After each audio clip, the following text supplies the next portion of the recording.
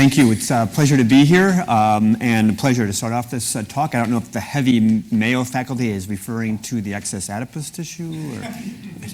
So we've broken up these talks into, we're going to talk about valve stenosis in the first talk, and then Dr. Prendergast is going to talk about the specific interventions for valve disease, and later on I'll talk about regurgitant valve lesions. So we're going to start off this morning. This is actually a table in the European Society of Cardiology Valvular Heart Disease Guidelines. These are all the questions you need to know in order to properly manage valvular heart disease. We're not going to discuss each of those symptoms or questions during the talk today. I'm going to break it down to be very practical about what you need to know to move a patient forward in their care and the critical decisions that you need to make with them. Let's start off with a couple of questions just to gauge where we're at. This is a 50-year-old man who's active and asymptomatic. A murmur was appreciated on a routine physical examination. Late peaking, 3/6 systolic ejection murmur, single S2, 3+ carotid delays. On his echocardiogram, you can see some of his data there. His ejection fraction is 48%. He's got a bicuspid valve that's calcified. He's got a mean gradient of 42 and a calculated valve area of 1.0. So the question that's going to come up is, how do you want to manage this patient? Are we going to do a surgical AVR, a TAVR, take him to the cath lab for hemodynamic assessment, put him on a treadmill, or just observe?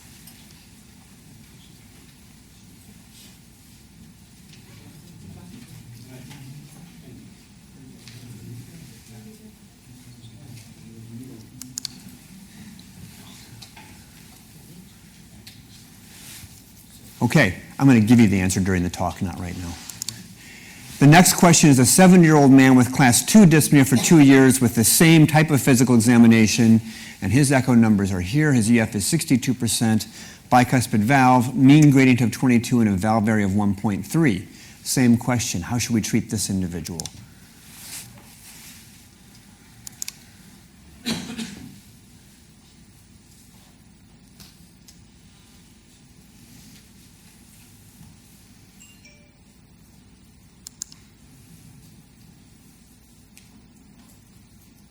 More diversity in answers. Okay, we have work to do.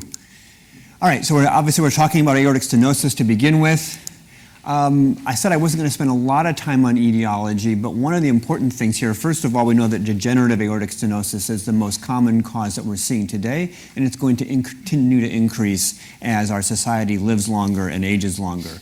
But it's also important to know that for patients who are not in the over 60 category, if you have severe aortic stenosis in younger people, you need to be thinking more about these congenital lesions that require more investigation rather than just treating the aortic stenosis. So the bicuspid valve, and we'll talk about that later on, requires evaluation of the aorta and evaluation of the family, for instance. So a 40 to 60-year-old with severe AS, think bicuspid aortic valve, because sometimes the echo images aren't always obvious at the beginning. Now, the pathophysiology of aortic stenosis is that this obstruction dramatically increases the afterload in the ventricle. The response of the ventricle to try to normalize that wall stress is to get thicker, decrease it, try to minimize the wall stress, but it also causes a mismatch in coronary flow. So you get diastolic dysfunction from the thickened heart muscle and from the afterload mismatch the patients have, and you get ischemia at the subendocardial level. Obviously, those can cause shortness of breath. They can cause anginal symptoms. With aortic stenosis, they are typically predictable. The patient gets the symptoms at the same level of effort on a predictable basis. They can also get syncope, typically due to the obstruction and causing a vasodepressor response. So syncope is a particularly bad sign. If you have an AS patient with syncope, that's probably someone who's going to require an intervention sooner rather than later.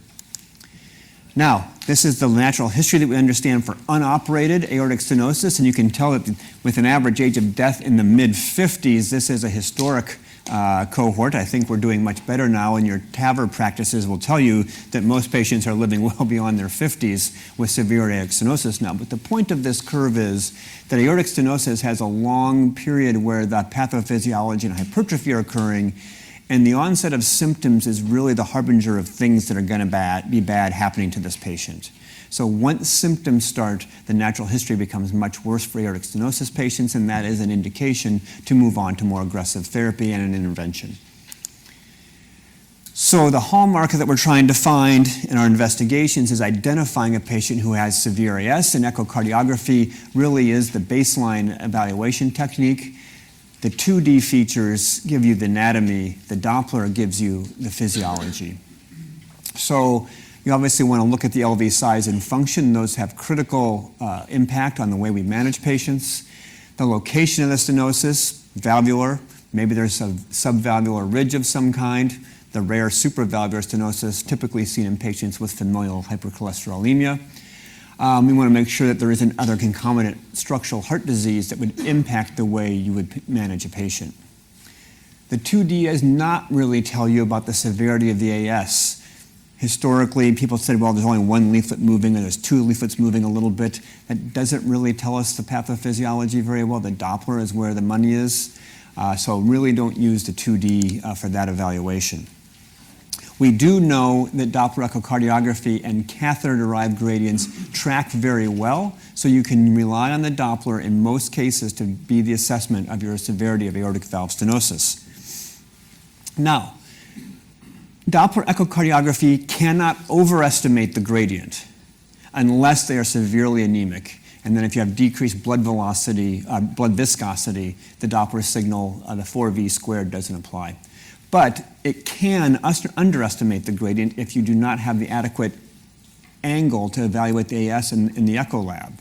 That means they're having to evaluate the aortic stenosis from multiple imaging windows.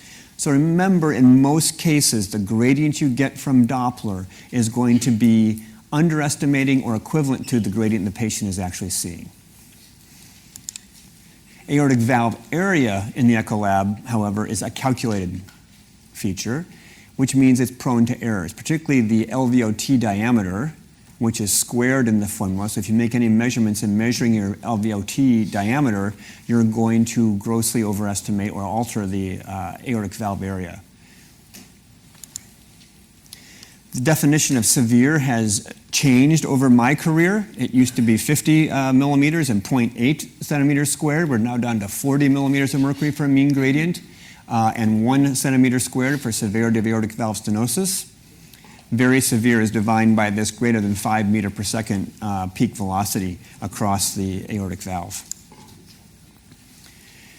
So how we approach patients is, obviously you're always going to want to take a history and do a physical examination and have an assessment of where you think this patient is at, and you get the echocardiogram as the first clue.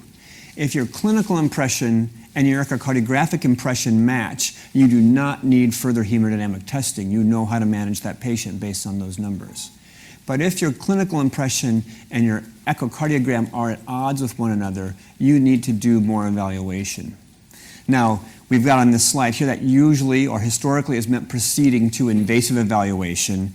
It's never wrong to necessarily send the patient back for a repeat Doppler study, particularly if you look at the echocardiogram and you see that they didn't do an adequate job of assessing the aortic valve, they didn't do gradients from multiple windows, those types of things. Repeating the Doppler can always be helpful.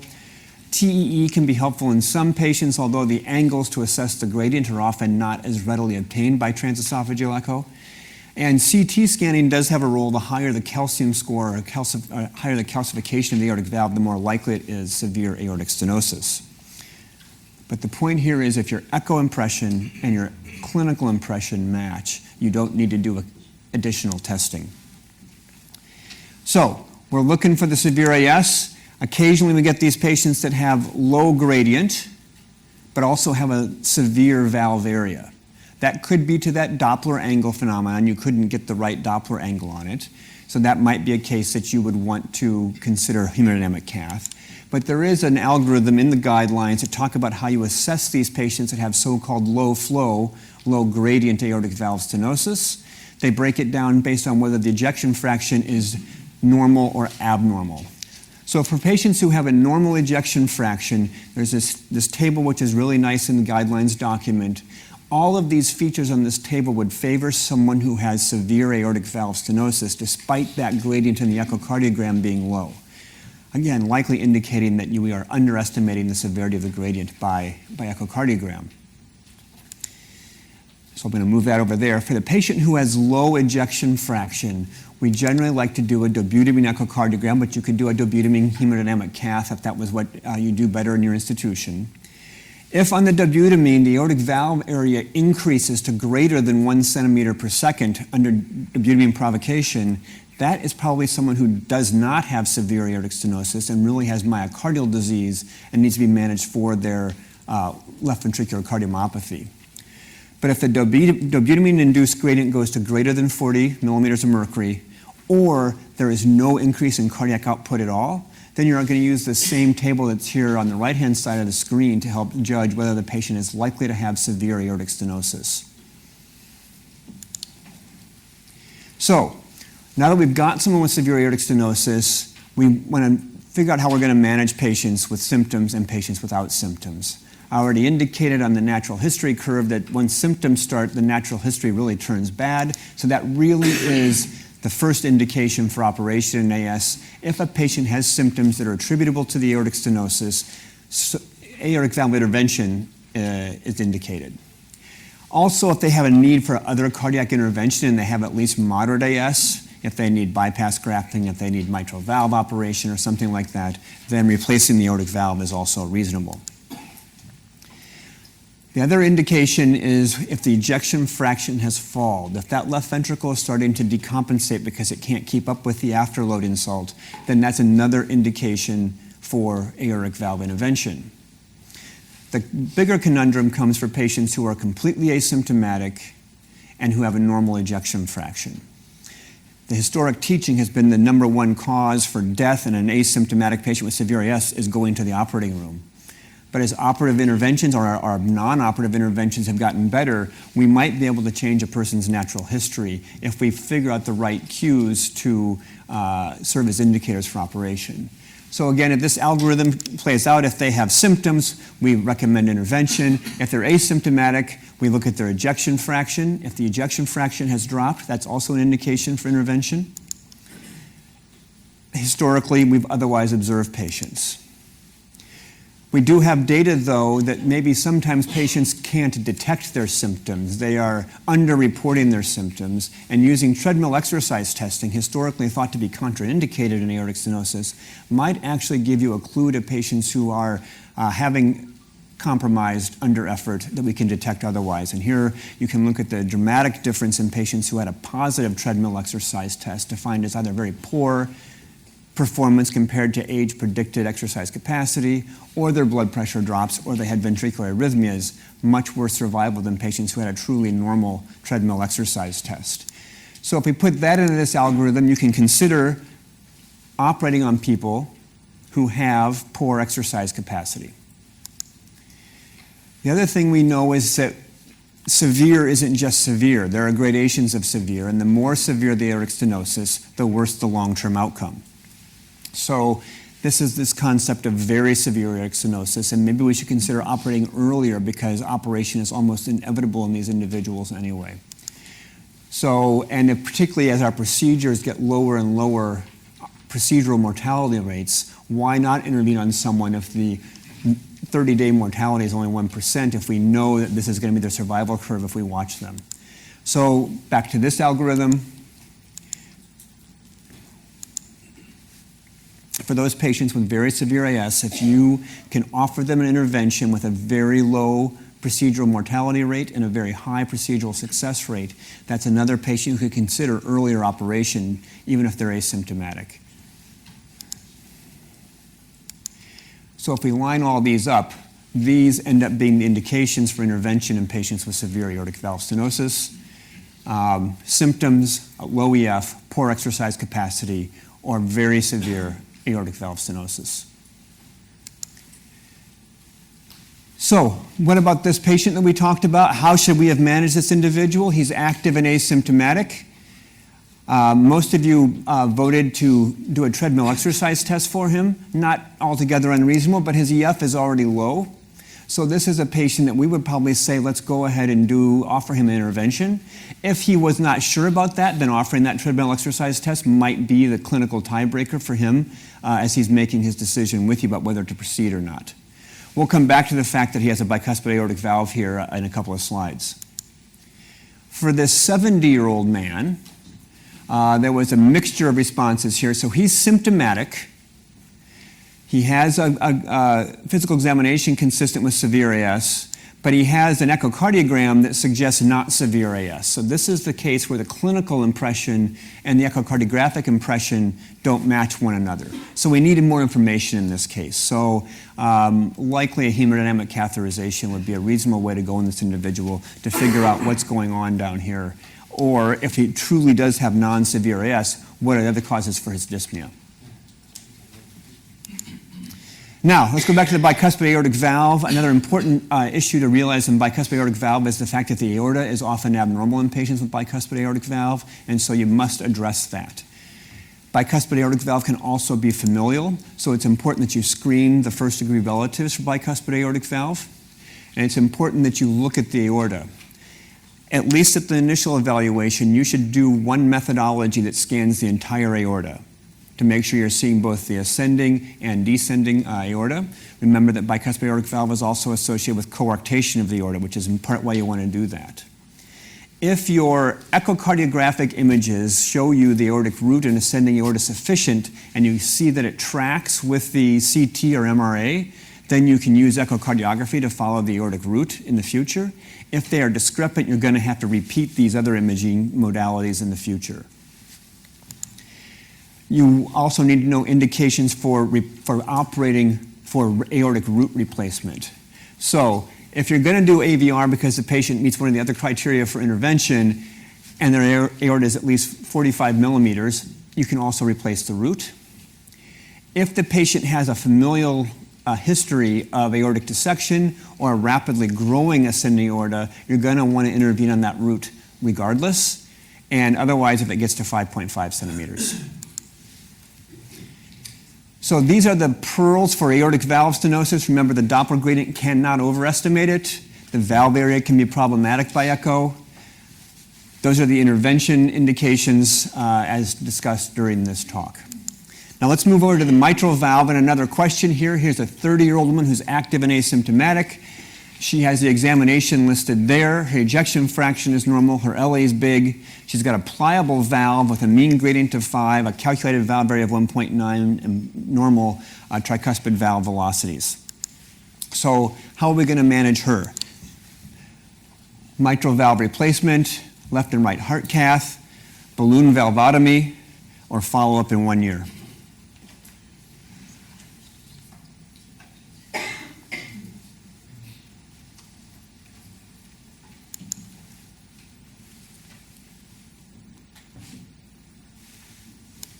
Excellent. Okay, so mitral valve stenosis, a little bit different than aortic valve stenosis, obviously. It's usually rheumatic, although that is disappearing in the United States for sure. But mitral annular calcification is becoming an increasing etiology for mitral valve stenosis. The hallmark, obviously, is increased left atrial pressures and pulmonary congestion.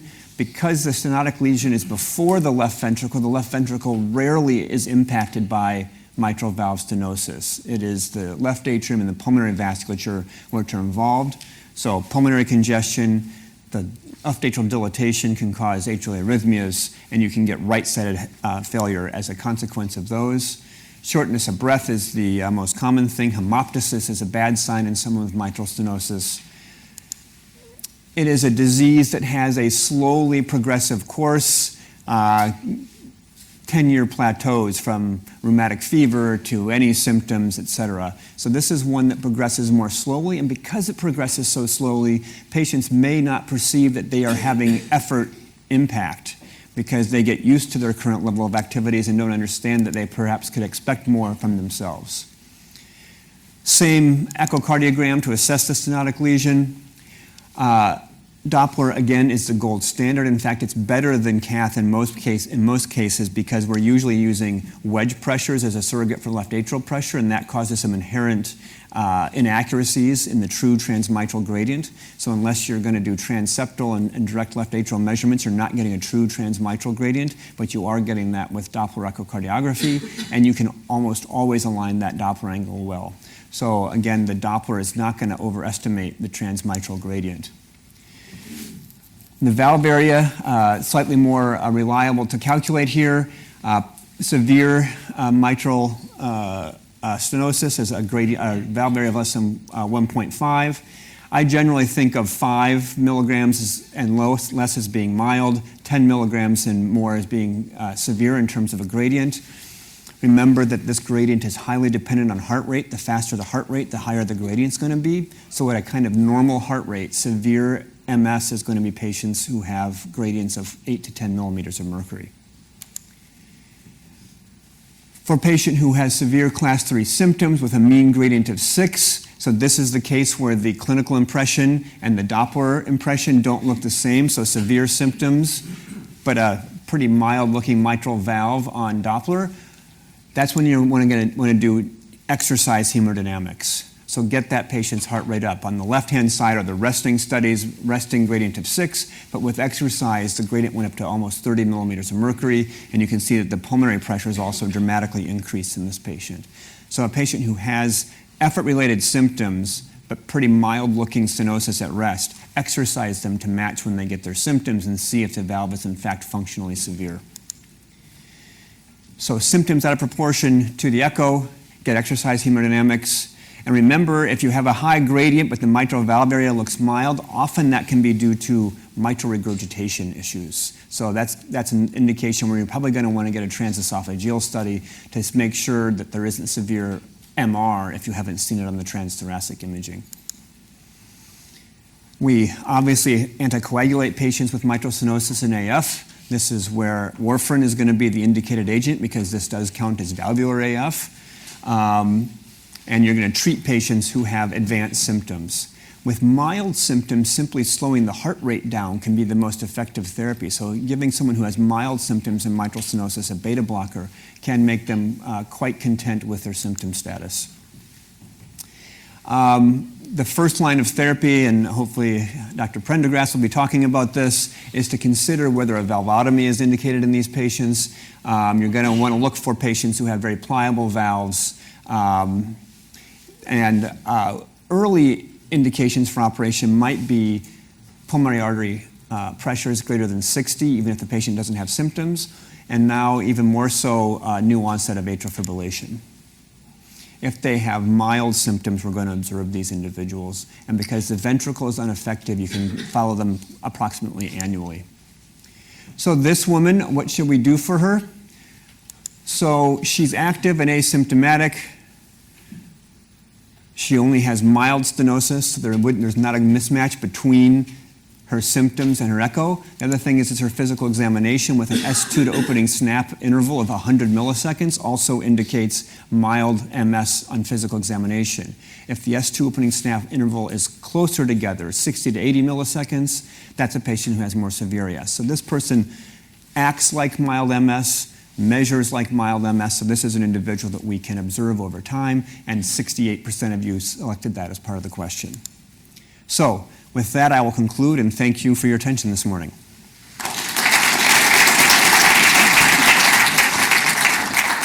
Thank you very much, Steve, for